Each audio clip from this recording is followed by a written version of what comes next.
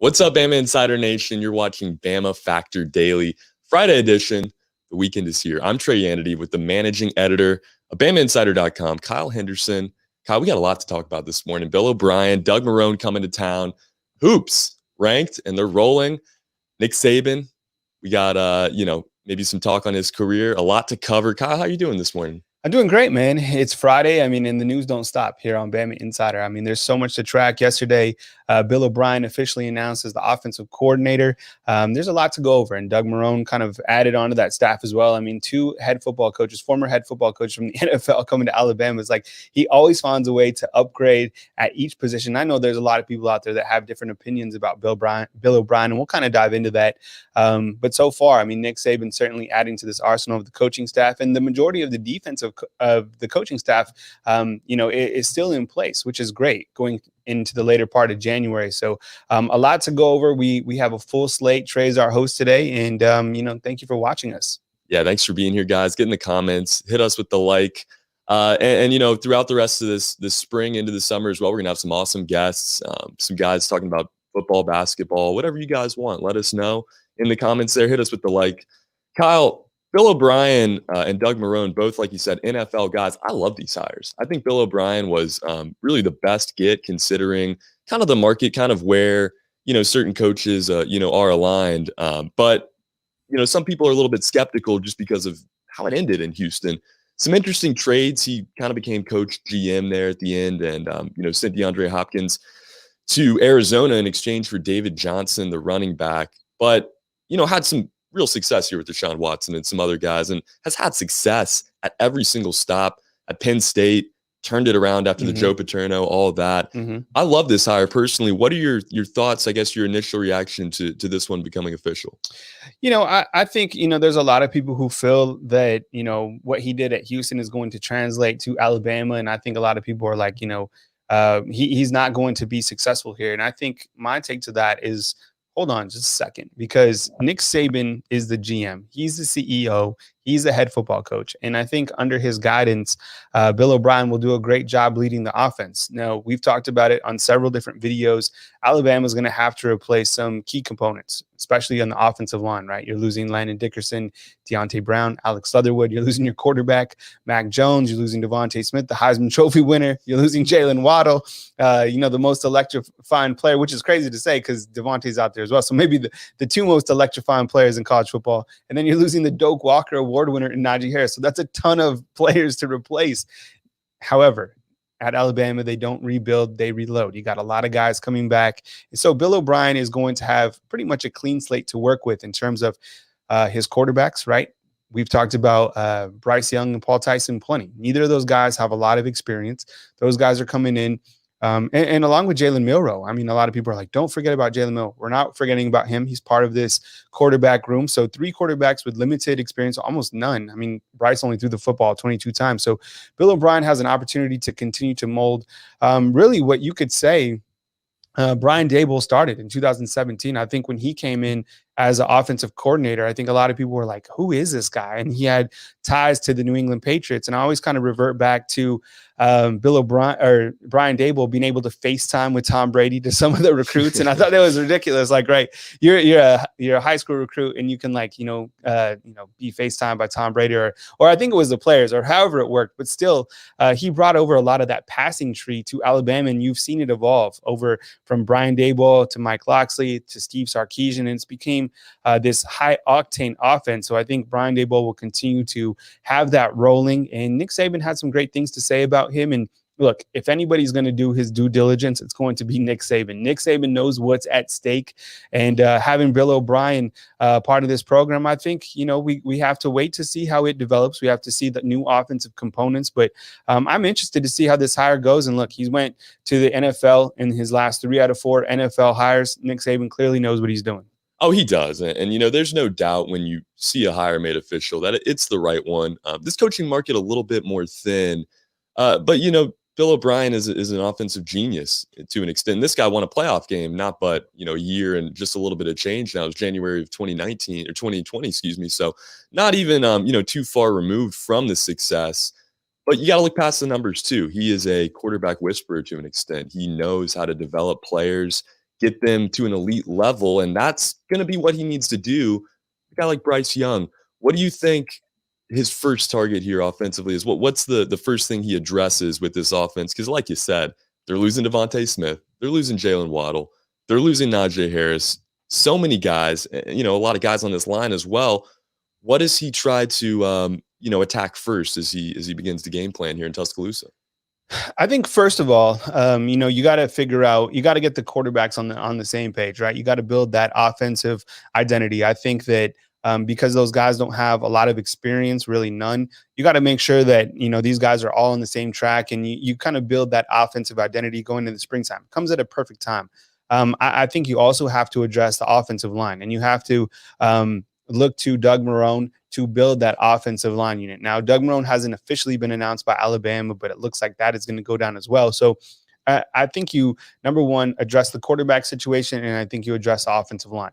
Who else is going to be out there on the offensive line besides Evan Neal, Chris Owens, and Emil Ekiyor? That's a pretty good nucleus returning. You throw in Kendall Randolph, who played in over 300 snaps as well at tackle, at guard. So he's kind of even at tight end. So Kendall Randolph coming back with some experience.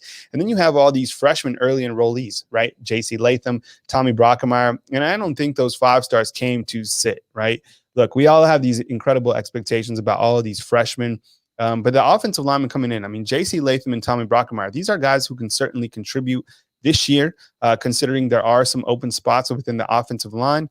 Don't forget about TJ Ferguson. I talked about him in a recent offensive line video. I think he's a guy that can also contribute. So I think when Bill O'Brien steps into this, I think him and Doug Marrone, going to work with the quarterbacks, the offensive line, and make sure that is all buttoned up going into spring. Because I think from the running back standpoint, everybody knows that this is running back you. And with Brian Robinson potentially returning, you're stacked in that group, right? Jace McClellan, Trey Sanders, all those guys. It's a loaded room. And then at the wide receiver position, there's not a lot of experience besides John Mechie, but there's plenty of talent to kind of choose from, especially with 4 additional wide receivers coming in. There's a lot of talent. Guys, go check out that video on Ferguson and the rest of the content. There's still so much out right now. The season's over, but, that doesn't mean that we're going to stop the grind here on Bama Insider. Kyle, Andrew Bone, the rest of our crew, nonstop. We're going to keep it cranking. And like Deo Nature said, we got 80 people. Means 80 likes. Hit the thumbs up button while you're in here. You touched on it. Doug Marrone is another excellent hire. This is a guy that had a team in the AFC title just 3 seasons ago back in 2017. Let's get a little bit of a deeper dive here on Marrone, what you expect, kind of his role to be initially, and kind of how he's going to develop these guys. Well, I think with Doug Marrone, I mean, similar to Bill O'Brien, look, these guys weren't the most successful at the NFL. I think Jacksonville is a very difficult place to coach. And I'm curious to see what Urban Meyer can do. I know, he's excited to have Trevor Lawrence as that first-round pick. I think they have a couple of first-round picks, right? 1 or 2. So however that goes. So I think Jacksonville is a tough spot to coach in. But I think what I really like about Doug Marrone is the fact that, once again, he has NFL head coaching experience. And I talked about this recently on offensive line video. Can you imagine being in that offensive line room, right? I think there's 16 offensive linemen in this on this roster. And they get the news that Kyle Flood is leaving. Okay, they get it. It's part of the business. Kyle Flood did a great job. Won the Joe Moore Award. That offensive line played a major role into why Alabama went perfect, 100%. So these guys are sitting back and kind of wondering, who's going to be the next offensive line coach, leave it in the hands of Saban. Saban's like, I'm going to go get you another former NFL head football coach in Doug Marrone. And you got to be ecstatic because when you come to Alabama, let's face it, all these guys have aspirations to play on Saturday, but really they have aspirations to play on Sunday. Alabama is sending guys to the NFL every single year at an incredible pace, more than anyone else in college football. So when you have another NFL offensive mind come into play and to make sure that these guys know what it takes to get to the ultimate level, which is the NFL, know what it takes to not only play right schematically, but you talk about business decisions. You talk about strength training. You talk about the mindset that you have to have at the NFL. Doug Marrone and Bill O'Brien will make sure that these guys get that. So Nick Saban is doing something that at an incredible level, and really no one else in college football is doing this. Adding guys from the NFL to their program. I think a lot of other programs, they go out and, you're kind of looking for that up-and-comer that's coming around the college ranks. Nick Saban's going to the NFL and not getting assistant coaches from the NFL, getting head coaches to bring them to his staff. I think that really shows you where this program is at. I mean, this program is on the top of the mountain, and maybe even higher than the top of the mountain in the rest of the college football. He's getting names and like you said, head coaches. And, I don't know if there is another head coach or program in the country that could do what he's doing. He's built that. It's his brand. These guys are not just great coaches, developers, but they're awesome recruiters as well. Doug Marrone and Bill O'Brien. We saw Bill O'Brien do it with regulations at Penn State, coming in there and recruiting his tail off, getting that program back. So we talk about the recruits. Let's look at this 2021 class right here. We have a graphic. If we could get that up, kind of breaking down where they're from. I kind of want to dive into this class a little bit further as well, talk about some threats, maybe some sleepers. You look at that map, though, and the names are spread out here, but really this program didn't go too far outside of the Southeast to recruit this year. You look at it, I think it's 5 guys from Alabama, somewhere around that number for Texas and Florida as well. What do you think the strategy was recruiting this class? One of the greatest, if not the best that he's ever had. We'll find out, but really some excellent names in this class. What was the strategy here? I think when you look at this map, and by the way, great job, Trey, on the graphic work. I think when you kind of zoom in, I mean, we just really have to zoom into the kind of this quadrant right here, right? I mean, it's a heavy hotbed between Texas all the way to Florida. Now, I know there's a couple guys that Alabama went up to the Midwest to get. You got, Damon Payne, who was the #1 player out of the state of Michigan. And I think you got Devontae Smith out of the state of Ohio. But mostly, I mean, look at this kind of, Texas to Florida run that Alabama had. They look at 7 guys from the state of Texas, and that is a lot of credit to Jeff Banks. I mean, the guy did a fantastic job, and I'm really interested to see how Alabama can move on in terms of the recruiting aspect. Look, Alabama is always going to recruit at the highest level, but Jeff Banks did a great job. And then you look at the state of Florida, a tremendous job did by Charles Huff. Charles Huff actually led the way from Damon Payne up there in Michigan as well. And Charles Huff, now the head football coach at Marshall. So credit to him. And Kyle Flood helped build this offensive line. So I think the overall strategy was to make sure that you had big-time playmakers coming in at the wide receiver position, as we spoke about. Guys like Ajay Hall, Christian Leary, Ja'Cory Brooks, and then JoJo Earl. I mean, all those guys, playmakers in their own mindset. And I think one thing that I like about, the receiver aspect is, you have Nick Saban always likes to recruit them as kind of a basketball team. You have your point guards, which are kind of like your slot guys, and then your power forwards, which are your bigger wide receivers. So overall, the strategy was great. They did a fantastic job making sure pipelines in Texas and in Florida were retained. And, of course, going into, making sure that Alabama, the #1 player, JaQuincy McKinstry, signed with the Crimson Tide, which was fantastic land. So, overall, the recruiting aspect was great. And no surprise. I mean, this class of 2021, #1 in the entire country, it's going to be – I wouldn't say it's going to be difficult for Nick Saban to upgrade from the recruiting aspect, but I'm curious to see how – Bill O'Brien and Doug Marrone recruit, because I think sometimes when you look at NFL guys, when they come to Alabama, how is that transition going to work? I heard that Brian Daboll, who we talked about earlier, he never coached in the college ranks. So I think it was, you're working with NFL guys and then you're having to deal with guys in high school. Now, the thing about Doug Marrone and Bill O'Brien is both of those guys have been head football coaches at the college ranks, so they're going to have more experience in recruiting. Nick Saban put out a statement yesterday that said, Bill O'Brien is a great recruiter. He made sure and put that out there because I think people have that same question, how are these guys going to work at the recruiting ranks as well? Oh, certainly. And, you have confidence in it, but it is going to be a lot different than this previous regime that we saw, recruiting-wise at least. A lot of names in this class. You hear about JaQuincy McKinstry, Dallas Turner, IG Hall. A lot of these guys were big names coming in, but not all of them. Maybe pick one player here that's going to fly under the radar a little bit, maybe a sleeper in this class that we haven't heard as much about. I mean, that's a good question. I think, when you talk with Andrew Bone, I mean, you could pick a lot of guys kind of in that category. I might go with, we haven't talked a lot about him, but I will say that I hear great things about Kyrie Jackson. And Kyrie Jackson is a junior college player coming in with some incredible talent. I think I have a GIF that I can throw in here real quick of him. All right, let's look at this. Do you see that blow up? Yeah. So, we'll play it again. He's up top of your screen. Look at that. Oh, so we'll let that play for a little bit. So this is Kyrie Jackson, who's coming in for the Alabama Crimson Tide. He's at the corner position, and when you look to Alabama's defense, they got a lot of talent. Actually, let's see if we can play just these highlights overall, and then we might have to mute it on the side. Oh, we just got some nice highlights of him, just that. So the thing I like about Kyrie Jackson, there's a couple things. Number one, I showed you that he can come up and lay the wood, right? He kills this poor individual up top.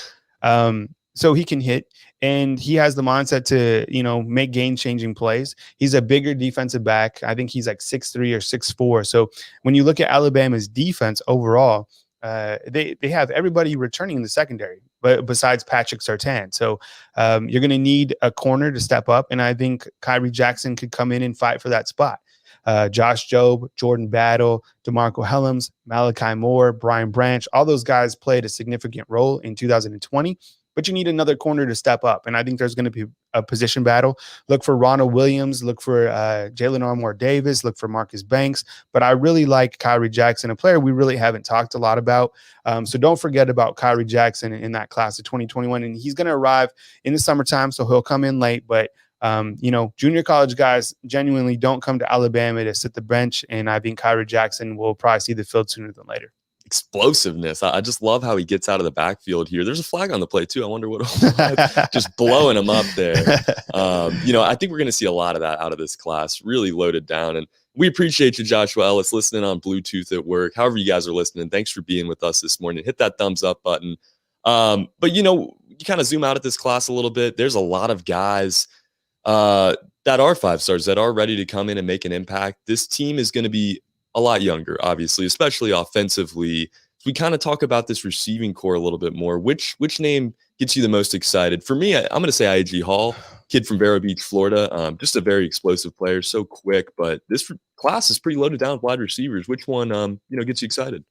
I think maybe a player, and look, no disrespect to any of the other wide receivers coming in. You're looking at highlights of JoJo Earl right here, a guy out of the state of Texas who's got kind of that next level speed, who has that ability to make you miss. I mean, you see him right here in the Wildcat package, and look at that acceleration and kind of that cutback ability.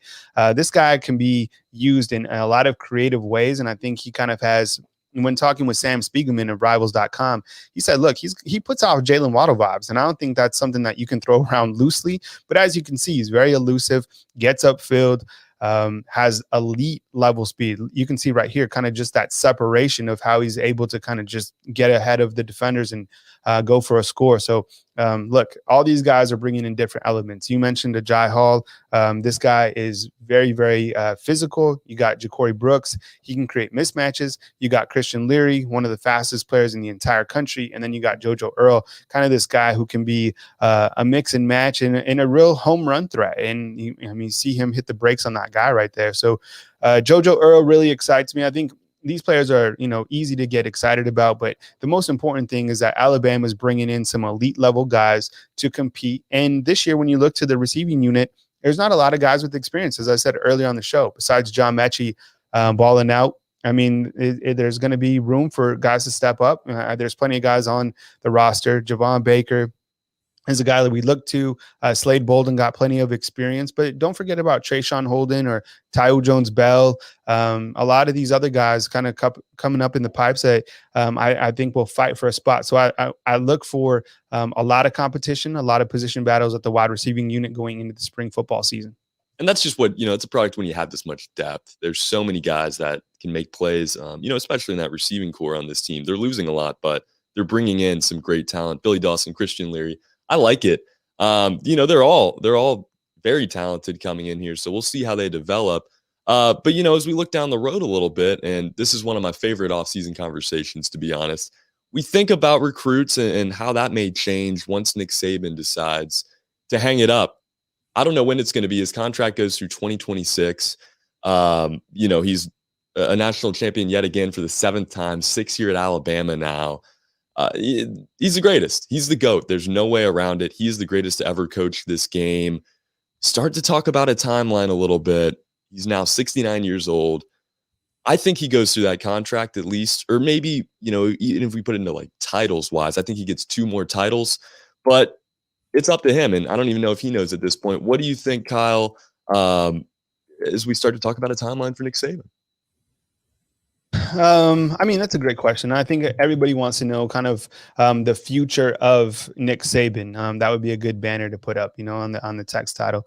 But look, Nick Saban, I think clearly, in my opinion, I think he's got maybe 5 to 7 more years coaching at this level, and that might be, people might out there be like, really, that long? Yeah, I think so. Look, he's 69 years old. He's still fully competitive.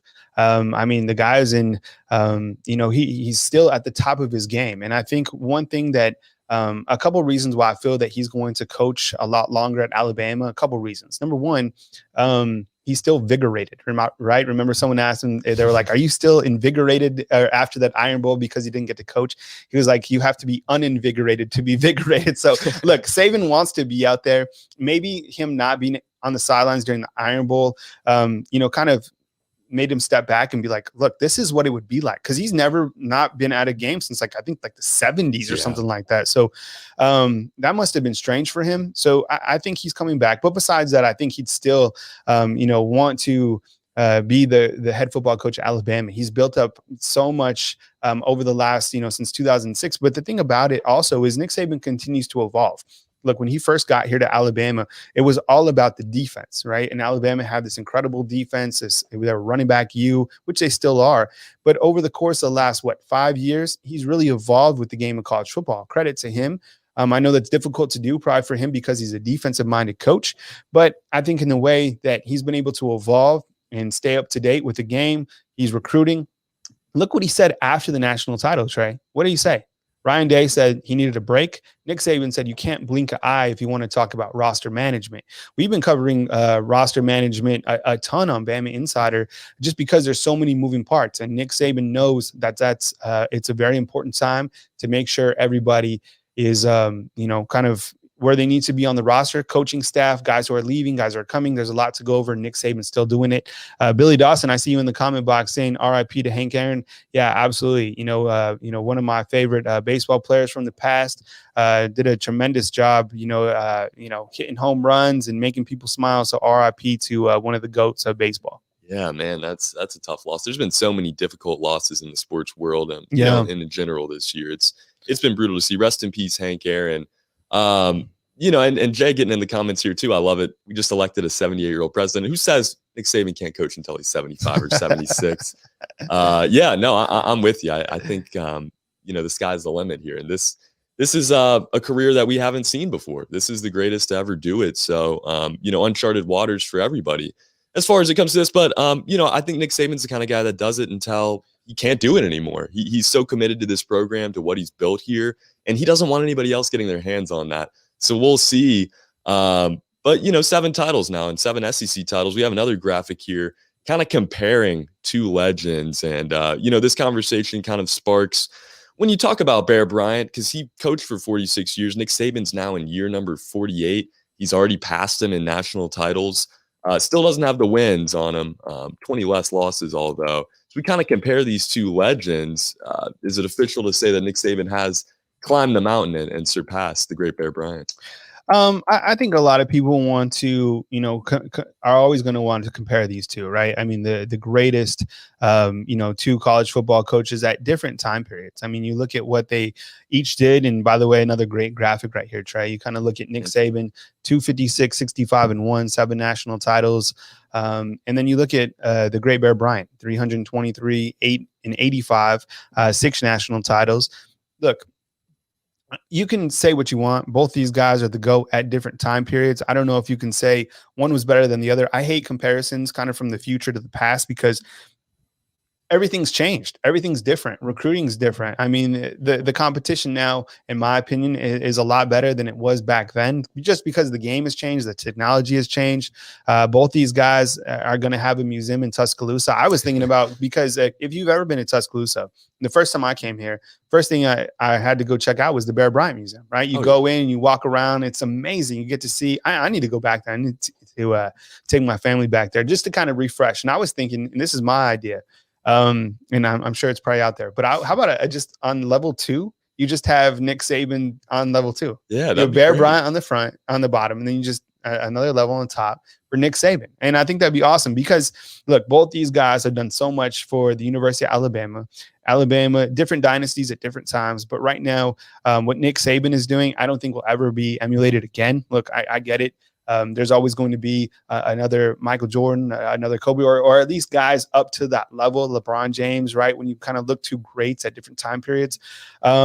But, you know, Nick Saban, in my mind, is the greatest college football coach ever. I'm really I feel blessed to even cover the program, right? To just be kind of watching back and see everything that he's put together and, respect the grind, respect the organizational approach that he has as a CEO, everything that he does, just really incredible. And, in no disrespect to Bear Bryant. I mean, he did look at those numbers, speak for himself. Quick hit though, before we move to our next segue, Trey, is Nick Saban finally won the Bear Bryant Coaching Award just this past year, which was the first time he's won the award since he's been at Alabama, which is crazy because it goes to the best overall coach. I mean, he's been the best coach a couple times since 2006. Yeah, no, it's insane to think about. So deserving. I mean, people are tired of it. They don't want to give him the awards. It's the Bama fatigue that we always talk about. And it's really no knock on Bear Bryant at all. It's just what Nick Saban's done. It's hard to appreciate it all the way. What we're experiencing right now, what we get to see on a daily basis. Smash that like button, guys. Thanks for getting in the comments. Thrash Piano wants to know about Henry Tuatu. I know I'm getting that wrong. I think it's Toa. Yeah. There we go. I knew I would mess that up. You're good. So real quick, and we'll get back with Andrew Bone, and we'll kind of dive into this. Andrew Bone, can kind of go into detail and talk about Henry To'oTo'o, the Tennessee inside linebacker who recently hit the transfer portal. Everybody, has been watching kind of the fallout at Tennessee. So we will have a further update on Henry. We're just kind of putting all our ducks in a row rather than reporting something that we don't know 100%. I think, Alabama fans would obviously welcome another inside linebacker, considering that Dylan Moses is moving on to the NFL.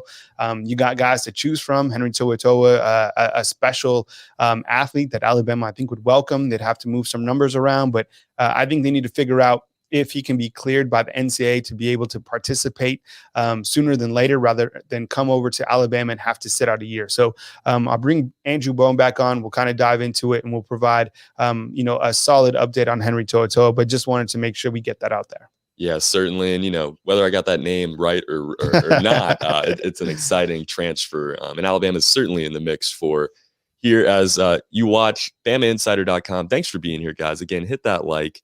Keep it going. We got a couple more segments left tonight. I want to transition now. We've talked a lot about football, but there's another team on this campus right now, Kyle, that has had a lot of success. They're into the top 20 now, ranked number 18. I think that's going to change again on Monday.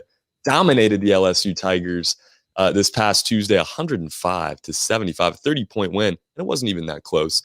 Playing Mississippi State tomorrow afternoon. This Alabama team is absolutely rolling. They're the hottest team in the country right now. Offensively, obviously they're dominating. They've had the highest defensive efficiency in the entire country since they started SEC play.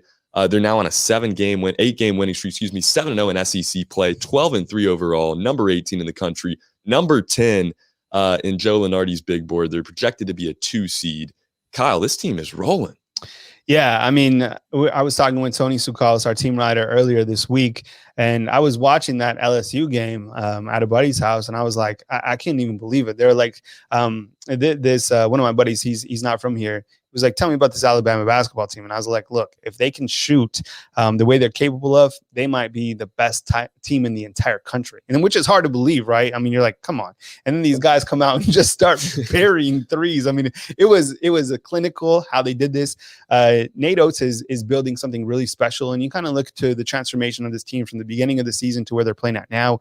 7-0 SEC play. I mean, come on. We've all watched Alabama basketball the last, many years and hope that they would be at this point to cover a basketball team. Look, Coleman Coliseum doesn't sit 16,000 for no reason. People want the basketball team to be at an elite level. And this team is playing at a very elite level. You look at, some kind of bracketology early on. I think they have them as a 2 seed. Yeah. Which is crazy. I mean, think about that. Alabama in a 2 seed. So Tony Sukalis, our team writer, put out an article yesterday. And it was a hypothetical, right? What if Alabama was to win basketball and football? I know they got to win the next game first, right? We're going to talk about the game against Mississippi State in just a second. But the only team to do that was Florida. Did it in 2007, beat Ohio State on the football field, and then beat them for the national championship in the basketball season. The basketball team has a long way to go, but I do like this team's rotation. I think there's a lot of players that get a lot of minutes. They got a good mix, and when they're shooting at the highest level, man, they are untouchable. This team is straight rolling, 81.8 points a game. Beat Auburn in that 94-90 game. I think we have the SEC numbers, right? Look at these numbers, Trey. I mean, 105-75, and I mentioned this earlier. I was watching the Pac-12 game before Alabama and LSU played. It was like 65-59, and then Alabama has 60 points by halftime. So when these guys can shoot, I don't think there's anybody in America that can touch them. Now, look, when you live by the three, what do they say? You die by the three as well. So they got to stay consistent. We all know that John Petty, he's probably the best three-point shooter in the country. However, down the stretch, he's got to continue to do that because we've also seen some inconsistencies from him. But so far, so good. I mean, this team has a lot of moving parts. Really, really fun to watch. And, credit to Nate Oates for coming here and building that blue-collar mentality. He has built it, into something that is turning everybody's eyes now. This is a program that's here to stay just because of that depth, the way that they're recruiting right now. There's so many reasons to hop on the bandwagon if you haven't already. Like Christopher Simmons said, softball wins championships, gymnastics wins championships, baseball is coming around. Every program on this campus is starting to find success, and I think it all comes back to what this football program has built. And I kind of want to ask you, how much of an effect do you think Nick Saban is having on this basketball program? Because, his relationship with Nate Oates is strong, and, you got to imagine the kind of mentality that this team is playing with. It's very similar to football. I have to think that Nick Saban probably has a hand in some of it. Yeah, I think so. So when Nate Oates first came, and I remember his opening press conference, he talked a lot about Nick Saban and the appreciation that he has for just the overall mentality and the mindset. Look, I do too. I think as a business owner, I follow a lot of Nick Saban's steps. How good do you really want to be? What does it take to be the best? And I think Nate Oates knows that he's starting from a tough place with basketball. And where do you need to get mentally to get to that next level, right? What is the ultimate goal? There's always a process for everything. And I think Nate Oates has done a great job trying to emulate what Nick Saban has done at the football with his football team. And look, I'm not saying that Nate Oates is going to get Alabama on this incredible dynasty, but you look at the transformation of where this team has gone over the past 2 seasons. It's really been incredible. It's really respectable. I like the way Nate Oates carries himself. Look, this guy called out Coach K at the beginning of the year, man. This guy is like, he's all gas, no brakes right now. And, you like that mentality. Everybody liked that about Saban. Came in here and it wasn't arrogance. It was just, kind of that alpha mentality. Look, I'm coming to play at the highest level. I'm going to take what is mine and I'm going to bring the best every single time. And I think he's starting to get that out of his players. It's encouraging to continue to see. And look what they're doing in the SEC. I mean, they're a straight buzzsaw right now. So if you're a basketball fan out there, if you've been waiting for this, or if you're not really sold on Alabama basketball, tune in, check them out against Mississippi State. You're not going to be disappointed because this team, they run, they play some decent defense, but when they kick it out to the perimeter, man, this team can shoot the lights out. They're automatic at times. It's really unbelievable. And get in now. This is the ground floor of a potential dynasty building here in Tuscaloosa. Nate Oates has done it all the way through, and I love his story. He started as a high school coach at Detroit Mercy, and just kind of worked his way up. Got to Buffalo and had incredible success there. Got them to the Sweet 16, got them to 3 NCAA tournaments in a row. Really just doing it at that level, and then coming here, got the call from Greg Byrne. It started immediately. The recruits, the flips that he got, some of the transfers. Javon Quinterly, a prime example. He is building something here, but I think they still have some ground to go. If we talk seeding wise, projected at number 2 right now, I think this team has a chance to get all the way to a 1 seed by the time it's all said and done. They play Mississippi State on Saturday to try to keep this SEC record perfect at 7-0 right now. Now getting probably, close to that halfway mark. This team is continuing to roll. We'll keep an eye on them. Metcraft, that's enough of the basketball talk for today. I'm sorry. We had to touch on them. This team is Metcraft wants his football. Metcraft, you get it, man. Every day, man. We got to give the Hoops team some love too. Oh yeah, no doubt. A lot of great football talk this morning. Sorry, Metcraft, if you joined late. You can watch it back on the Bama YouTube. Bama Insider YouTube page. You can find the rest of our content there as well. Hit BamaInsider.com, guys. There's so much content out right now. You can find Tony's articles on this basketball squad right here and all kinds of football content as well. As we continue to get into this offseason, I want to close the show out today with a little bit more of a fun segment. Let's pick some winners and losers this week, Kyle. Not just at Alabama or in the SEC. National sports-wise, there's always winners, there's always losers. We decided to pick ones that we thought had it the best and the worst this week. I'll let you get started, Kyle, maybe with your winner. I'm trying to get a graphic right now of him, and I'm curious to see how this goes down, because I think when you kind of look to national winners and national losers, you can kind of pick and choose, right? The guys who, there's always going to be some national headline, but I think all of us were watching the NFL this last matchup between the Buccaneers and the New Orleans Saints. I was at a buddy's house who's a Saints fan, and I felt terrible because Tom Brady was continuing. It was like the battle of like the old men, and Tom Brady is got to be one of the winners. I mean, I think what he's been able to do at his age, go into a new program in the first year, just a game away from playing another Super Bowl, hate him or love him, the guy continues to win at an incredible level. Yeah, no, I mean, just what he's been able to do at this age, it's insane. And, I know he was facing a guy in the same spot, but that's a really good Saints team. I know we have a lot of Saints fans in this area. Disappointing this past weekend, but shout out to Tom, man. This dude is still rolling, looking for another Super Bowl. My winner is also in the NFL. On the other side of the bracket, it was the AFC title game, the AFC semifinals. Buffalo Bills Mafia, you were my winner this week. You guys have been waiting for so long to get this kind of winning. It's here. It is now Josh Allen. This team is rolling. I love it. You don't have to smash any tables anymore. They're going to the AFC title. Save that for the Super Bowl. That's going to be my winner this week. Bills Mafia. Let's talk about some losers. Kyle, I think there's a pretty obvious one. There certainly is. I think it's the entire Tennessee program. I mean, you look at the trajectory of Tennessee and everything that's gone on. I mean, it's really unbelievable to see the things that are going on in Tennessee, the things that are going on in Auburn, two of Alabama's biggest rivals. And then meanwhile, Alabama is perfect in every single aspect, right? It's like Nick Saban is perfect on the season. Alabama basketball's rolling. Tennessee is on fire. Auburn, you saw what happened to them and kind of how they orchestrated their coaching search, and nobody even didn't seem like a lot of people wanted to go to Auburn.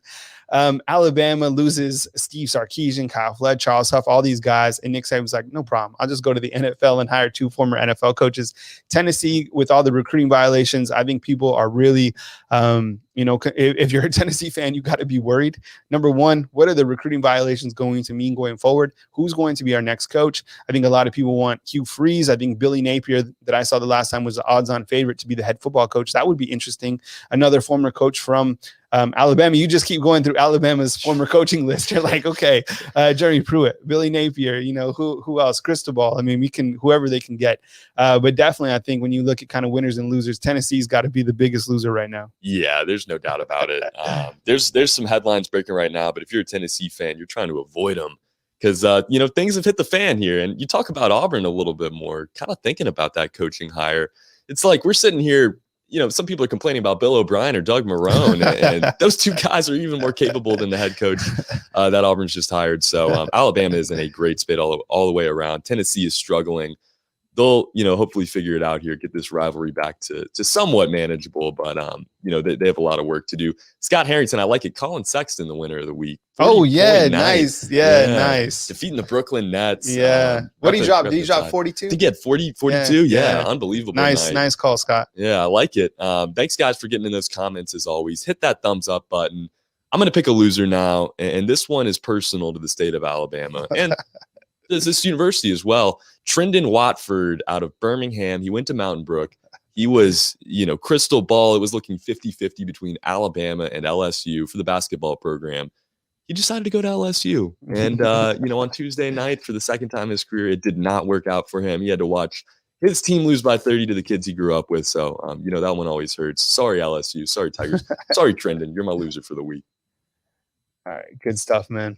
So Jeremy Pruitt is headed out. Trendon Watford's going to have to find a way to get it together. But Colin Sexton, Bills Mafia, and Tom Brady are on top. That's winners and losers for this week. That's all the time we have for this show. Thanks so much for being here, guys. Hit that thumbs up on the way out. Nick Saban there giving it to you. I love it. We're going to be doing this, pretty much every morning, Kyle. And as this content continues to roll, we're going to have some great guests and, all kinds of other content out. What we got going on the rest of the week? Yeah, I think kind of when we look at the daily Bama Factor, we're still trying to figure out what's the best format, kind of considering that the schedule has changed with, college football not being present right now. Of course, there's always news. So, we might go back to some sort of hybrid formula to where some of the daily, Bama Factors are in the morning, some of them are in the evening, because we don't want to get away from our, call-in show. So we're kind of just mixing and matching right now. But the one thing that you can count on is definitely a lot of content from our staff, and you can get it all back at BamaInsider as well. To get behind that paywall, to check out Andrew Bones' class of 2022 big board, or to check out the 85-man scholarship roster, or all the roster management, which is behind the paywall, the free promo code is simply Roll Tide at checkout. You don't want to be up behind the wall, guys. Get on the inside of that wall. I promise. It's a lot sunnier there. I'm Trey Yannity for Kyle Henderson. Thanks so much for joining us, the Daily Bama Factor. We're going to be back on the other side of the weekend, pumping out the content all weekend as well. Go check it out, guys. Until next time, Roll Tide.